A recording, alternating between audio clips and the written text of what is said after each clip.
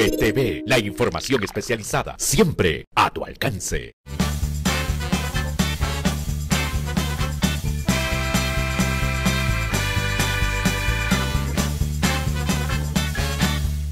Muy buenas tardes, estimados amigos. El día de hoy, conforme a lo que ya habíamos manifestado en la publicidad correspondiente, vamos a realizar el 7º conversatorio, para cuyos efectos vamos a tratar un tema de una especial actualidad que tiene que ver con el levantamiento de la inmunidad parlamentaria, y para cuyos efectos hemos invitado, ¿no?, al doctor Luciano López Flores, que es miembro del estudio del doctor Javier Vallerrestra, López Flores, Munar Abogados, y a mi mano izquierda está el doctor Carlos Chipoco, que ha sido congresista de la República y que es un profesional con muchísima experiencia en el ámbito operativo de lo que significa las gestiones de carácter parlamentario. Quiero también aprovechar esta oportunidad para agradecer una vez más al Instituto Pacífico y a la revista Actualidad Penal por el apoyo que nos brindan para poder realizar este conversatorio, que tengo entendido se ha convertido en un foro exclusivamente de discusión para los abogados independientes, en el sentido de que cada uno acá está en libertad de poder brindar sus opiniones sin ningún tipo de restricción. Una vez de acuerdo a lo manifestado, vamos a entrar a tratar el tema, y la primera pregunta que yo les voy a plantear a mis distinguidos invitados es ¿qué significa la inmunidad parlamentaria? ¿Cómo ella está establecida en la Constitución política?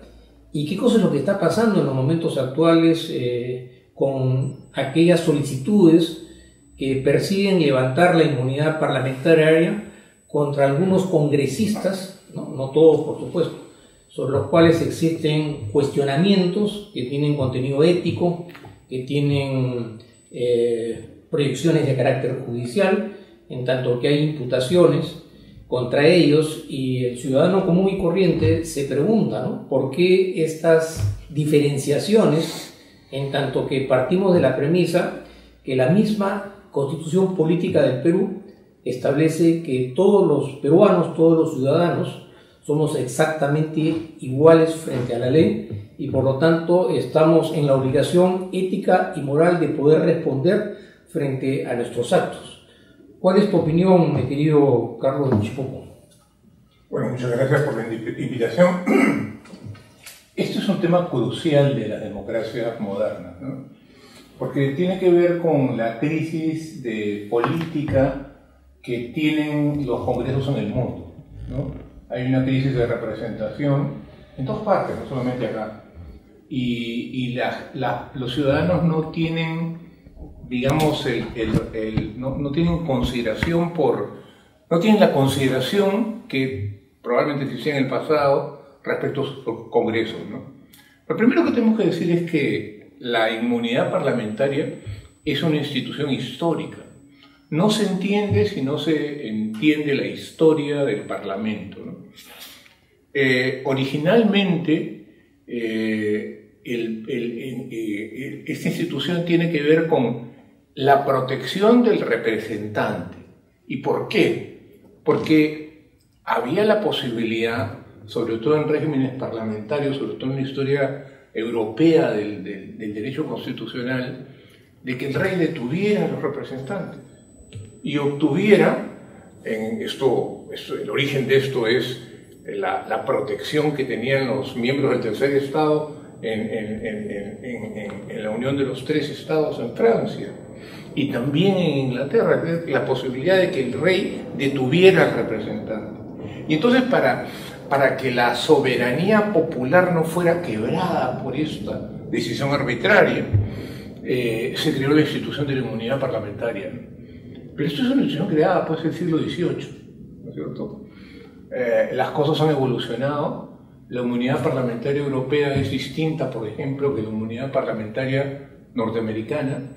En Estados Unidos solo existe inmunidad para los congresistas y senadores durante el tiempo de sesiones de sus cámaras, pero el resto del tiempo, si cometen algún acto o son procesados por actos penales o de otra índole, por supuesto que no tienen inmunidad, ¿no es cierto? Solamente para que puedan asistir a la sesión de las cámaras, es ahí la inmunidad parlamentaria.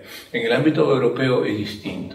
Entonces, la pregunta que nos tenemos que hacer es, ¿esta realidad de la amenaza de la corona sobre la soberanía popular o de la amenaza del ejecutivo, en el caso norteamericano, por ejemplo, sobre el representante o sobre el senador, es una realidad actual? Y mi impresión es que no. Mi impresión es que esto ha cambiado. Que ahora no la inmunidad parlamentaria, si uno ve los casos que han habido en el Perú en los últimos 40 años, no tienen que ver con intentos de abuso del Ejecutivo, sino que tienen que ver con procesos penales particulares que no pueden avanzar en función de la inmunidad parlamentaria. Entonces, mi impresión es que la institución se ha ido distorsionando. Si quieres una opinión general mía, es que yo creo que esta institución debe suprimirse. En Colombia no hay inmunidad parlamentaria, y es un país mucho más complicado que el nuestro. Era un país bastante de la firma de la paz, mucho más complicado que el nuestro. Y sin embargo, no hay inmunidad parlamentaria, como digo, en Estados Unidos solamente durante las elecciones. Yo he propuesto en innumerables oportunidades que esta institución ya no tiene importancia en el Perú, ¿no es cierto? Y que más bien es usada para intereses particulares, ya no generales. Ya no es el interés de proteger la soberanía popular que expresa el representante, sino es proteger su propia libertad en relación a un delito común generalmente, ¿no? Entonces, esa es mi impresión en general. Hay que ponerla en una ubicación histórica, en una ubicación de desarrollo además del propio país, y en nuestro caso ya no sirve, sino más bien es un elemento más del descrédito que tiene la institución parlamentaria. Claro. Sí, quisiera escuchar tu opinión, Luciano, sobre la pregunta que hice y sobre lo que ha opinado Carlos, ¿no? Muchas gracias ante todo por la invitación, ¿cómo no? Coincido en esa perspectiva histórica que tiene la institución de lo que ha dicho Carlos. Indudablemente creo que lo que habría que hacer es ajustar un tanto la manecilla del reloj para mirarlo ahora en tiempos actuales. Y definitivamente que desde ese punto de vista, entonces ya no tendría una justificación. Pero creo que adicionalmente hay algo que no podemos perder de vista. Jurisprudencialmente el Tribunal Constitucional ya tiene valga la redundancia, un desarrollo jurisprudencial sobre cómo debe entenderse la inmunidad parlamentaria. Y creo que hay perspectivas de cómo debe entenderse la institución que creo que hoy no se están tomando en cuenta.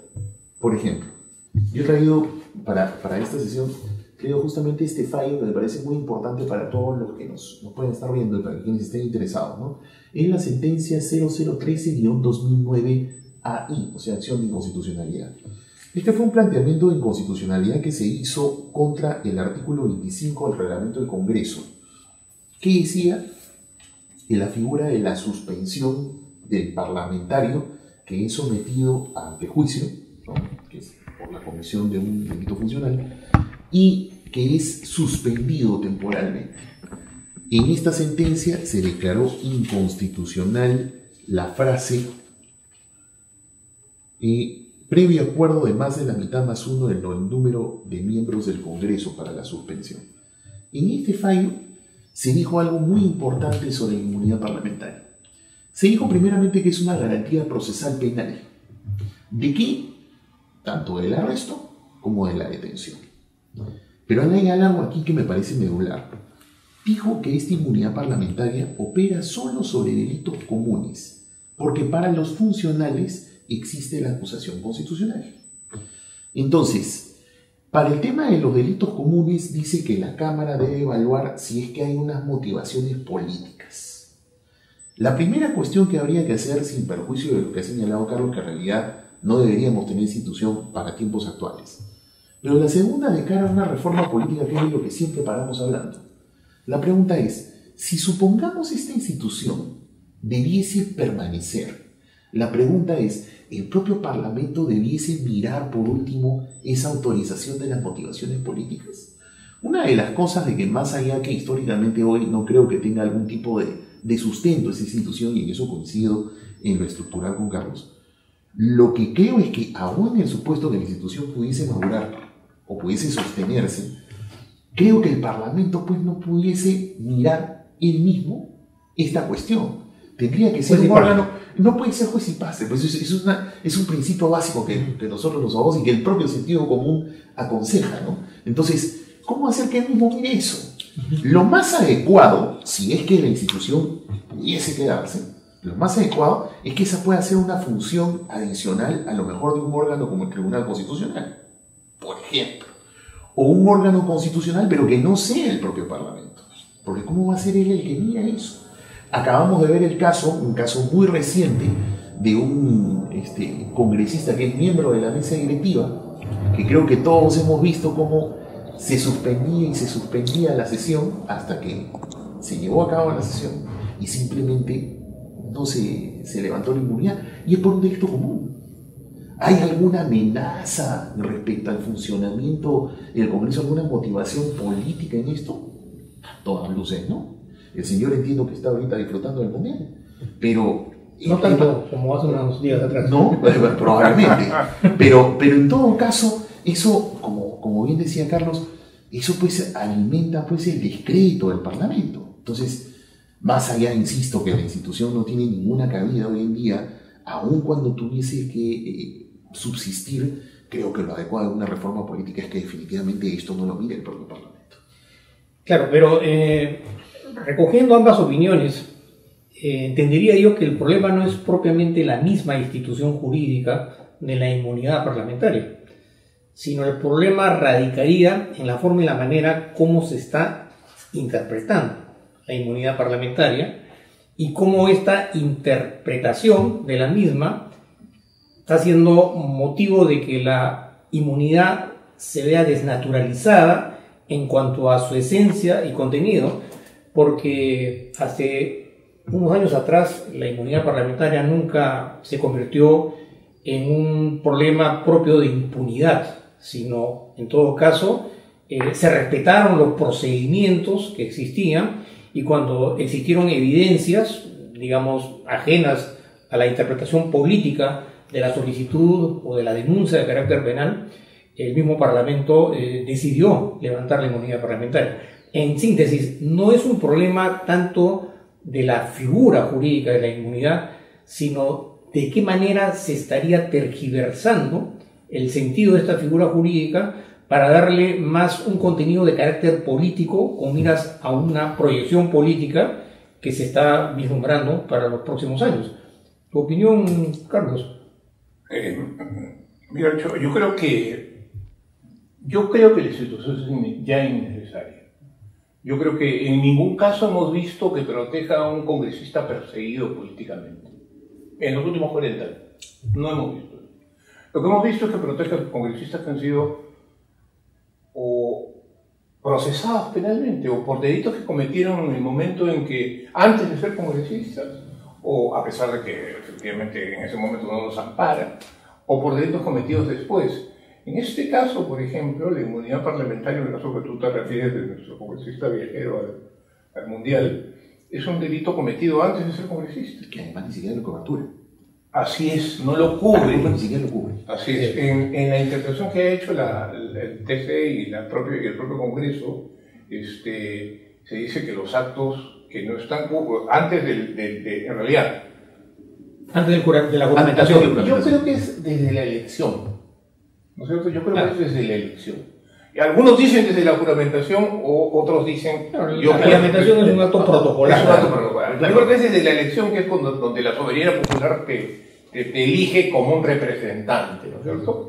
Entonces, en este caso no, pero la autorización para procesarlo quieren que venga del Congreso. Muy bien, perfecto, a través de la Corte Suprema.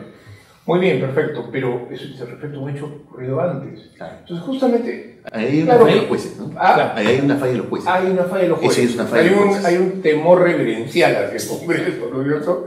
Pero digamos que pudiera ser así. igual los hechos no son políticos. En este caso, por ejemplo, es un tema de delitos en relación a haber adulterado documentos públicos, por ejemplo. No, y otros delitos graves también para otros. Y hay otros casos de otros delitos graves, pues delitos vinculados a la corrupción, ¿no es cierto? Hay varios congresistas que han sido autoridades municipales y que tienen ese problema. Entiendo que uno incluso había sido condenado y que sin embargo está en el hemiciclo, para todo efecto es no habido, ¿no? Entonces yo creo que la motivación política ya no existe en nuestra experiencia. Entonces lo que estamos es cubriendo conductas individuales particulares y para eso no se creó la institución, ¿no es cierto? Ese es el tema. Yo creo que, por ejemplo, hay casos donde el límite de la persecución política podemos verlo en los casos que ocurrieron a partir del golpe de Estado del 92, por ejemplo, ¿no? Pero no ahora, ya no los veo, ¿no? Entonces, en mi opinión, la institución debería derogarse. En mi opinión, no sirve para efectos de la representación, ¿no? Ese es el tema más importante, ¿no? Y luego hay otro tema adicional.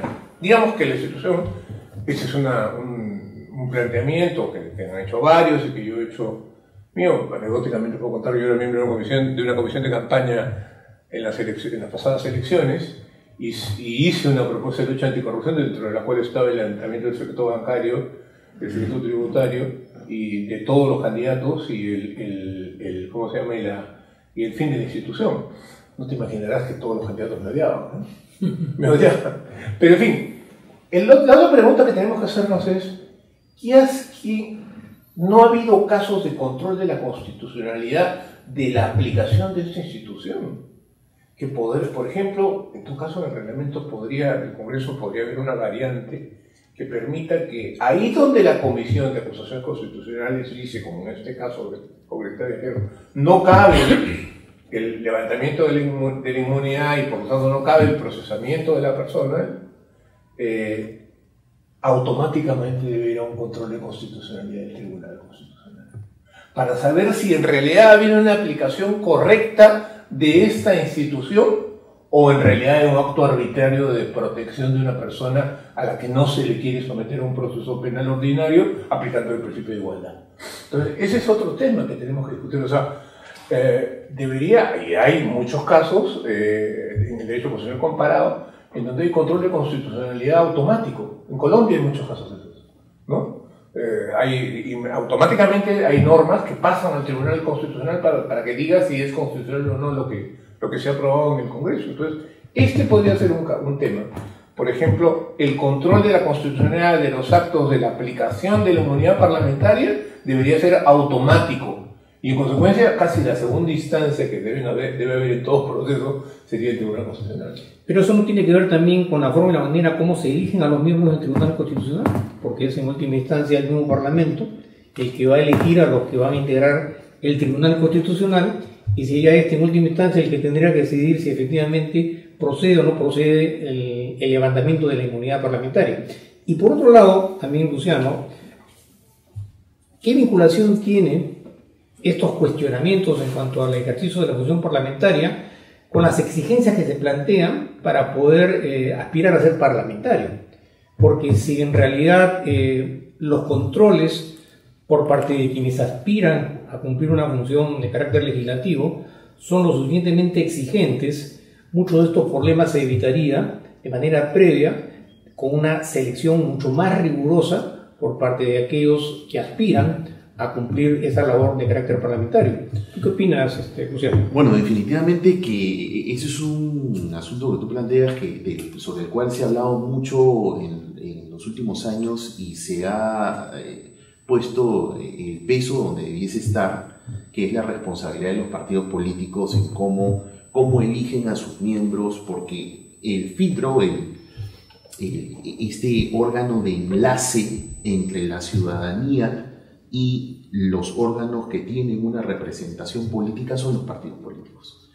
El problema es que tenemos una desarticulación de los partidos políticos que de una u otra forma, a partir del autogolpe del 5 de abril, justamente el Fujimorato, una de estas estrategias que tuvo fue justamente la desarticulación y la atomización de los partidos políticos. En otros espacios yo he comentado que si hoy nos quejamos de nuestros representantes, yo no creo que no exista incoherencia, yo creo que son justamente lo que hoy está en el Parlamento, guardan una perfecta coherencia con también un grave problema estructural que hay en el país. Y es que, no es que me salga del tema, pero que tiene mucho que ver, es que el gran problema que tenemos hoy con la educación pública de muy baja calidad y con la masificación y esa liberalización de la educación privada, que también es de muy baja calidad, te da pues entonces una sociedad que no está lo suficientemente informada y una sociedad entonces que no aprende a elegir adecuadamente. Hoy puedes ver en redes sociales un movimiento interesante en donde todos ponen, por ejemplo, la imagen de Gareca y donde dicen pensar, ¿no? Para que estamos a puertas de una elección y eso va en el sentido de que el elector piense a quién va a elegir, pero el problema es que tienes un problema mucho más estructural, que definitivamente va por otro sentido. Yo, para no salirnos un tanto de la discusión, una de las cuestiones es, frente a toda esa desarticulación que tienes, frente a una masificación de los partidos políticos, 21 candidatos para, por ejemplo, a la alcaldía de Lima, 21 candidatos en el estado de Sopoquín. Entonces, frente a todo entonces, frente a toda esa atomización, frente a todo ese desorden, en donde en realidad la tarea es mucho más amplia, entonces definitivamente, para retomar el hilo de la discusión, creo que entonces tenemos 3 espacios de cómo ver este problema. Una tesis que es frente a ese desorden, una tesis con la cual comulgo, que es con la que empezó Carlos Chupoco hablando, es no tengamos una tesis, vamos a llamarle abolicionista, es decir, una en la cual chao inmunidad parlamentaria. Y esa es una opción, porque ves toda esta atomización y entonces se piensa que el Estado es un botín o se piensa que tener el cargo parlamentario es un amparo y me salvo, para que todos nos entiendan, ¿no? Entonces, una posibilidad es, frente a eso, la tesis abolicionista. Otra posibilidad es que, una tesis intermedia. Una tesis intermedia es, mantiene la institución porque también en Latinoamérica las democracias son frágiles, son volátiles, y nada te garantiza que a lo mejor el Fujimorismo, por ejemplo, pudiese regresar al poder, ya sabemos de qué pie cojean, y entonces otra vez te copan las instituciones y más bien un parlamentario podría terminar amenazado. Podría ser.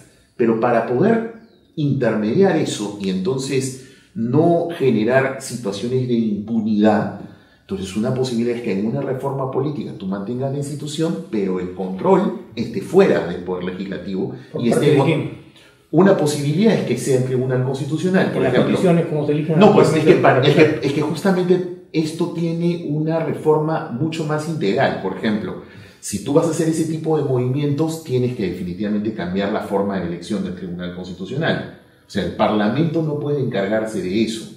Yo, por ejemplo, en lo particular pienso que hay ciertos cargos que requieren de diferentes formas de elección.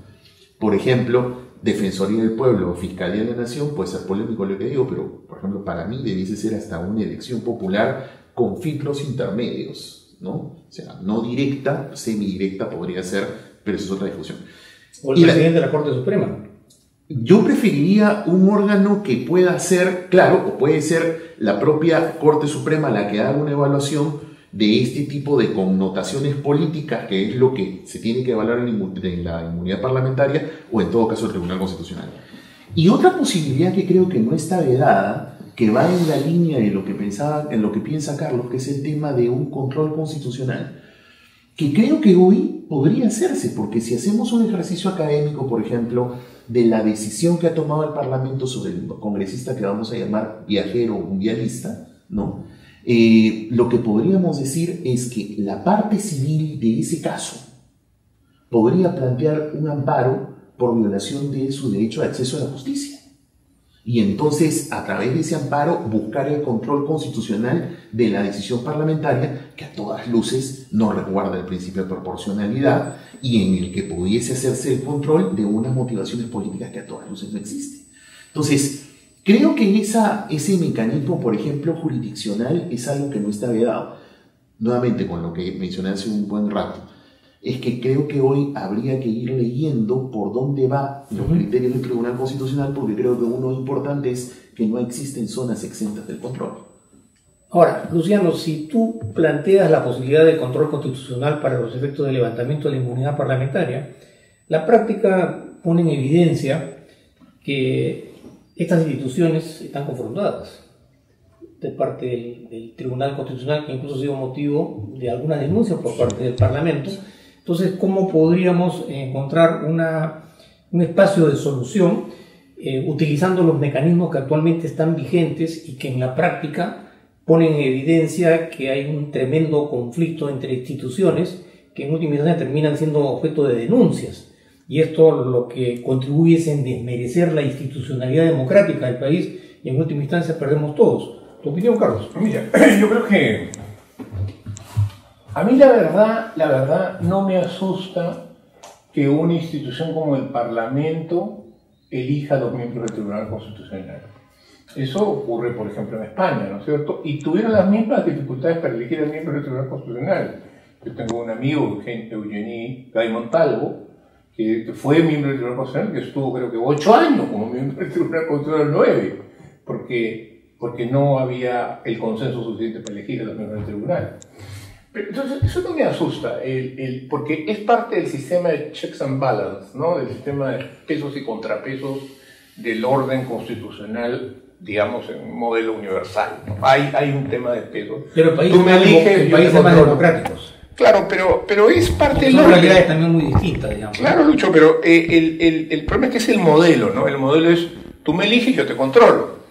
Yo te controlo y tú también me puedes controlar si cometo violaciones, pero tus márgenes son más altos, ¿no? Si quieres controlar al controlador.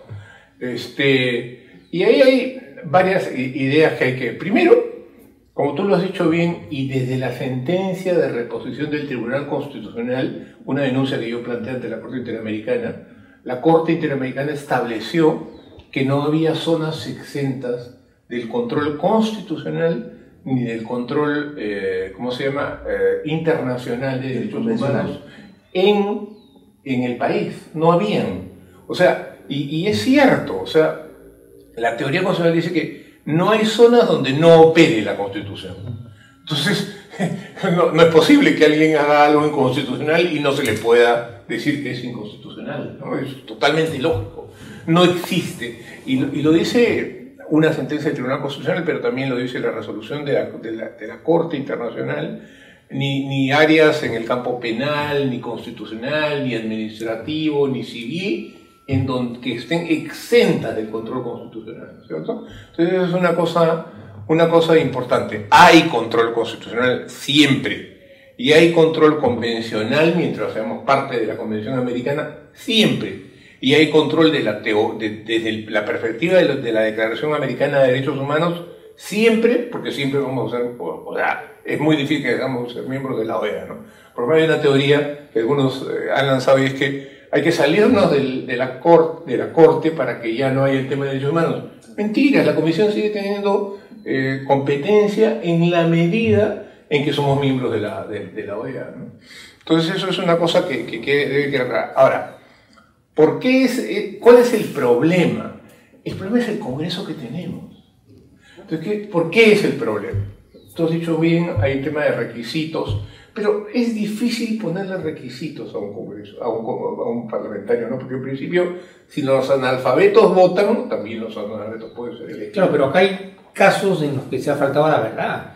Es un tema mucho más gravitante, digamos, ahí sí, que es elemental, digamos, en un proceso de selección totalmente de de acuerdo. personas que aspiran. Pero lo que pasa es que, mira, no podemos poner requisitos excluyentes. No podemos poder decir porque, ojo que antes se decía las mujeres no, y los analfabetos no.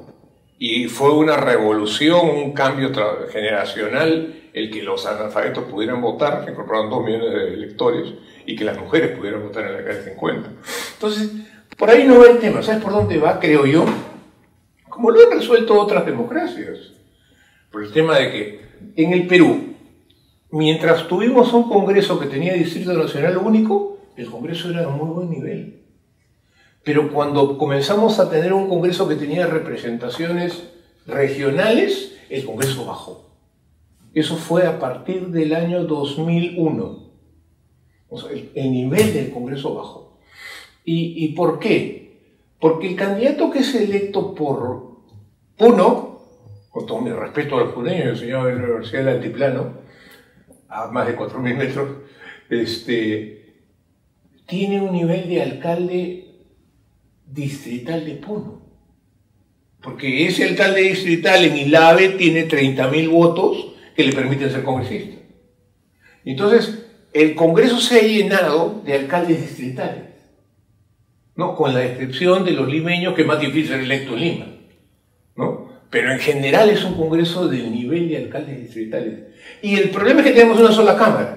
Si tuviéramos dos, como tienen la mayor parte de las democracias en el mundo, incluso los regímenes parlamentarios, sería distinto. Porque podríamos tener un Senado con Distrito Nacional único de todo el país y un Congreso que ya tenga, porque hay una pelea de las regiones por tener representación, ¿no es cierto? Entonces, podríamos decir ya que haya tendríamos un Congreso con un Senado nacional, con una perspectiva nacional y una Cámara, un Congreso con un nivel, bueno, de representación, ¿no es cierto? Pero no un alto nivel, pues, de manejo de la cosa pública.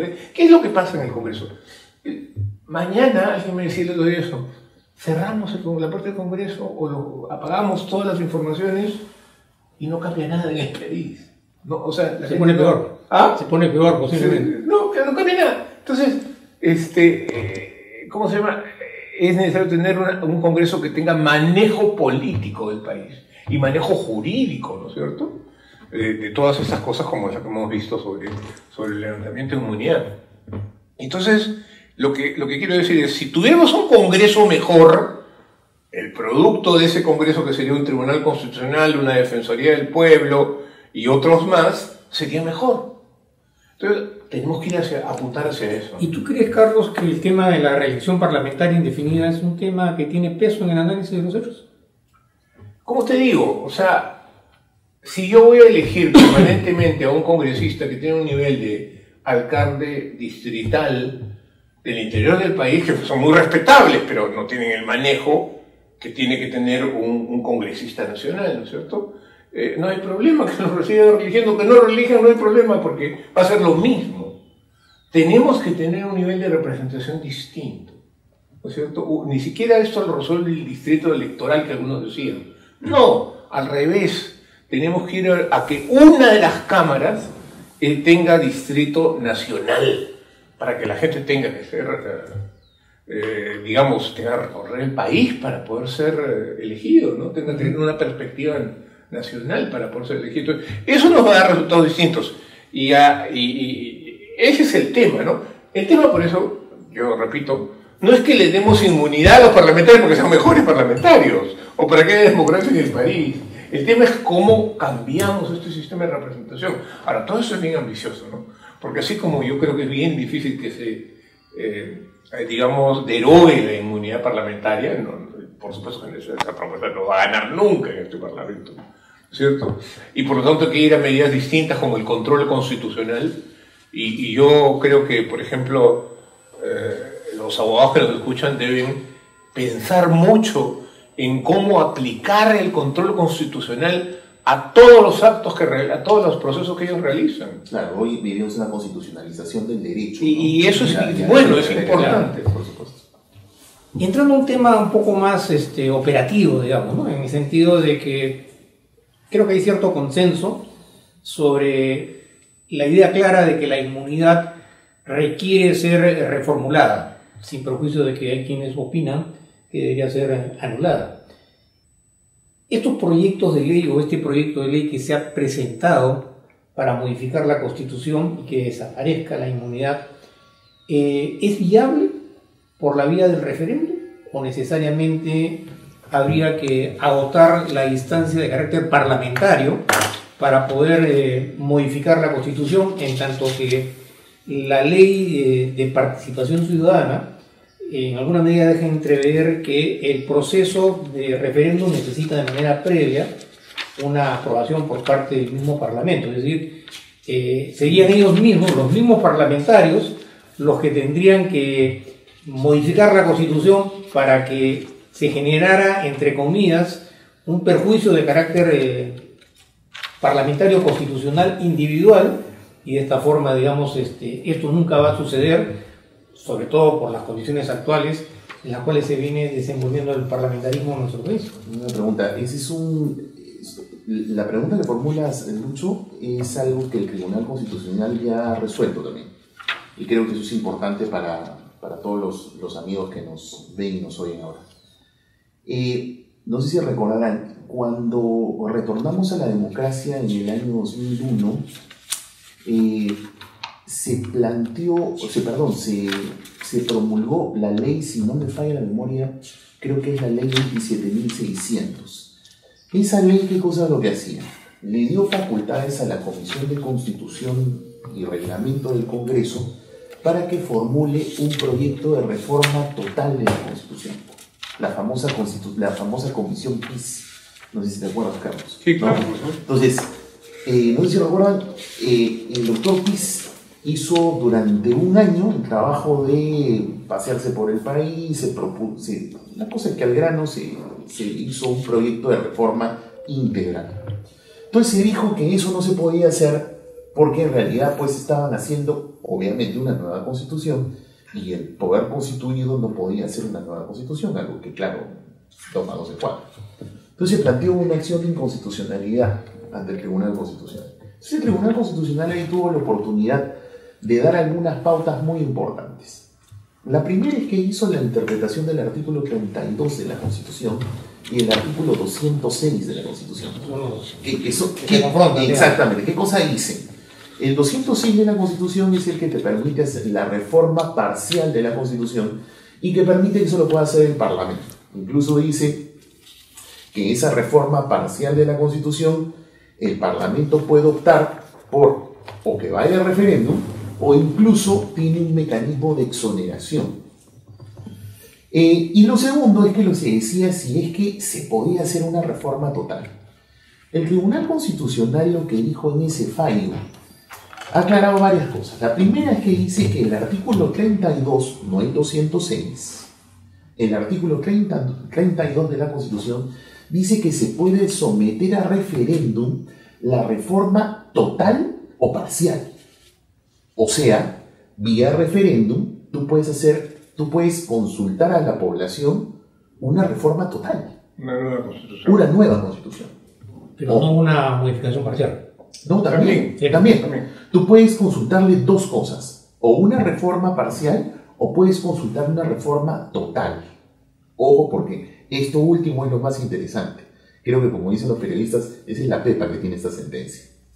Lo segundo es que lo que dijo el Tribunal Constitucional en esa sentencia fue de que cuando se trata de reforma parcial, tú puedes hacer una reforma parcial, claro, el 206 te permite que la hagas vía interna, es decir, vía el poder constituido, vía el Congreso de la República, para ser más claro. Pero si esa reforma parcial toca un aspecto material de la Constitución, no lo puedes hacer. Por ejemplo, una disminución de los derechos fundamentales. Es algo que, por ejemplo, tú podrías hacerlo vía una reforma parcial, sí, pero sería inconstitucional para sí. Entonces, ergo, no lo puedes hacer. Y sería susceptible de control. El asunto está en que, ¿cómo haces, por ejemplo, el tema de una reforma total? Si tú quisieras hacer una reforma total, hay que distinguir dos cosas. Esta Constitución del año 93 introdujo un mecanismo, que es estos mecanismos de la democracia directa, ¿no? Pero que al final tiene un candado con la Ley de Desarrollo Constitucional, que es la Ley de Participación Ciudadana. Porque los mecanismos de democracia directa son la iniciativa legislativa, que esa iniciativa legislativa es algo que puede terminar en un referéndum, pero no confundamos la iniciativa legislativa con la iniciativa de un referéndum propiamente dicho. Son dos cosas diferentes. Por ejemplo, una iniciativa legislativa, y para ejemplos, pongamos uno muy reciente. No sé si recuerdan que ahora último, cuando fuimos a esta elección popular, que fue la famosa revocatoria de Susana, ¿no se recuerdan que también votamos este tema de la famosa ley del penal. Claro, es un precedente importante. Que es un precedente importante. ¿Por qué? Porque ese fue un caso de iniciativa ciudadana que ingresó al Parlamento y según la ley de participación ciudadana, si es que no te lo aprueban o si lo que te aprueban no es esencialmente lo que tú pediste, tú completas el mínimo de firmas que te pide la ley Y te vas al referéndum. que es 10% del último padrón electoral, pues es un montón. Ahorita serían más o menos como 2 millones de firmas, más o menos. Y entonces te vas a un referéndum. Pero esa es una vía. La otra es que tú más bien colectes de frente, de acuerdo con la ley de participación ciudadana, 10%, y tú de frente vas a una consulta popular. Son dos vías diferentes. No es lo mismo. No es que tú llegues al referéndum sola y una para ir a la otra. Claro, no es que tú sola y exclusivamente vas por la iniciativa y si la iniciativa no te liga, vas al referéndum. No, esa es una vía. La otra vía es que tú vayas al referéndum directo. Y esto que te estoy diciendo ha sido dicho en esa sentencia del Tribunal Constitucional. Es más, para quienes estén interesados, en ese fallo del Tribunal Constitucional, el tribunal cuando trata el tema de la reforma total se basa en un documento incluso que fue emitido en tiempos del gobierno de transición de Paniagua. No sé si recuerdan esa famosa Comisión de Estudios de Bases de la Reforma Constitucional, que la presidió, si no me falla la memoria, Diego García Sayán. Y allí se habla de 3 formas de reforma constitucional. Una de ellas es la reforma total vía referéndum. Quiere decir que tú vía referéndum podrías consultar al pueblo que se convoque a una asamblea constituyente. Sí, lo dice ese fallo. ¿Quiere decir que tú le puedes presentar al pueblo en esa reforma, en ese referéndum, un proyecto de reforma total? Sí. ¿Tú le puedes presentar al pueblo un proyecto de reforma total? Perdón, parcial? Sí. Puedes hacer un mecanismo de reforma directa.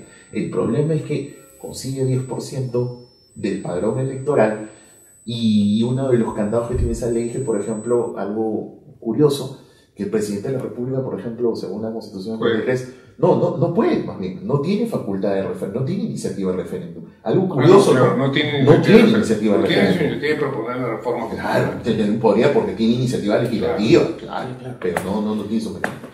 ¿Tu opinión, Carlos? Mira, yo creo que un poco comentando lo que acabas de decir, la vía para cambiar la Constitución puede ser un referéndum. Puede ser. Claro. El problema es que yo creo que eso es muy difícil de conseguir, ¿no es cierto? 100% Por el número de firmas, etc. Pero es una vía. Cuando hay, por ejemplo, algunos que dicen nueva Constitución, porque lo que tienen que saber es que sí, pero la única vía es otra vez eso. No hay otra. Cualquier otra vía que sea viable para una nueva Constitución, o que se haga para una nueva, será un golpe de Estado. Y eso es bien importante saber. Sí. Si alguien dice nueva Constitución y no dice mediante referéndum, está dando un golpe de Estado, está proponiendo un golpe de Estado, ¿cierto? Por eso es que las constituciones siempre han sido después de golpes de Estado en el Perú. La del 92, 93, la del ¿cómo se llama? La del 80, la del 33, siempre después de golpes de Estado. Y eso que estás diciendo, Carlos, además lo dice la sentencia, porque lo que está diciendo Carlos es totalmente pertinente. En la historia constitucional del país, todo es fruto de un golpe de Estado. Todo es fruto. Y paradójicamente, la única que tiene un mecanismo de reforma total en la historia constitucional del país es esta. Sí. Vía referéndum. Claro. Continúa, Carlos. Entonces, eso es bien importante en principio para aclarar el tema de nueva Constitución. Nueva Constitución sí, pero mediante referéndum. No mediante yo acuerdo por mayoría simple, un conjunto de nueva Constitución. Eso no es viable. Eso es inconstitucional. Rompe el acuerdo básico político y social que es la Constitución Política del Perú, ¿no es cierto? Entonces eso es importante decirlo. La otra cosa es que yo sí creo que la vía para, regresando al tema que nos ha convocado, yo he dicho una cuestión de principio, ¿no es cierto? Que ya no es necesaria la inmunidad, que ha sido mal usada. Mira, yo creo que la última vez que se usó bien, ¿sabes cuándo fue? Cuando sacaron del CEPA a Genaro Ledesma Izquieta, que padre. Su historia está contada en La tumba del relámpago, la última novela de Sforza, que cuenta que él era un digamos, protector de los derechos sindicales en el centro andino, de los derechos de los mineros, lo meten por eso a la cárcel, se va al CEPA, lo ponen los mineros de candidato por Cerro Pasco, donde lo detuvieron, lo eligen representante por Cerro Pasco y lo sacan del CEPA con inmunidad parlamentaria como diputado en la época del... En este caso sí funcionó. En ese caso es el último que he visto en donde haya funcionado por razones políticas y sociales, digamos, pero por razones políticas, ¿no es cierto? Entonces, y está contado estupendamente en La tumba de Relámpago de Corso, que es una última novela que está muy bien escrita. Y de ahí en adelante han sido puros crímenes comunes. Puros crímenes comunes. Entonces no tiene sentido. No tiene sentido, la verdad, ¿no? Ahora, que se vaya a derogar, y eso es otra cosa. Yo pongo mi mano a fuego que no se va a derogar, porque estos señores no van a... ¿Piensas tú que sería el procedimiento más adecuado? Yo creo que es cambiar el reglamento. Cambiar por el lado del reglamento. Sí, y que sea automática el control de constitucionalidad y de decisión de la Comisión de Constitución Constitucional o del Pleno. Va bien del Pleno, ¿no? Si el Pleno acuerda que no se levanta la inmunidad o se levanta la inmunidad, hay un control de constitucionalidad inmediato por parte del Tribunal Constitucional. ¿Qué tenemos el problema? Que el Tribunal, pero yo confío en que hay una cierta autonomía del Tribunal Constitucional actual, la verdad, en relación al Congreso. Creo que se ha demostrado en algunas sentencias, ¿no es cierto? Ya lo veremos cuando tenga que ver el indulto, si tiene la plena autonomía, pero en principio yo creo que sí, ¿no? Entonces yo creo que por ahí iría la resolución, cómo incorporar el reglamento, o de hecho, como tú has dicho correctamente, ni siquiera es necesario, porque una parte civil podría reclamarlo. Hoy en día se podría hacer, como tú decías, los abogados tendrían que ser mucho pensar mucho en cómo entrar en este tema, y en muchos otros temas, como se ha dicho, del control de constitucionalidad de la realidad jurídica del país, ¿cierto? Eso es un poco lo que... Claro. Bueno, mis queridos amigos, tenemos que poner el final a este conversatorio tan interesante por parte de dos personas tan versadas como ustedes, que conocen no solamente el aspecto legal, sino también un poco de la historia del constitucionalismo en los últimos años en el país. En todo caso, yo creo que van a haber otras posibilidades para seguir conversando sobre este aspecto, y queremos agradecer la presencia de estos dos distinguidos amigos, colegas abogados independientes, y será hasta una próxima oportunidad. Muchas gracias, queridos amigos. Muchas gracias. Muchas gracias. Gracias.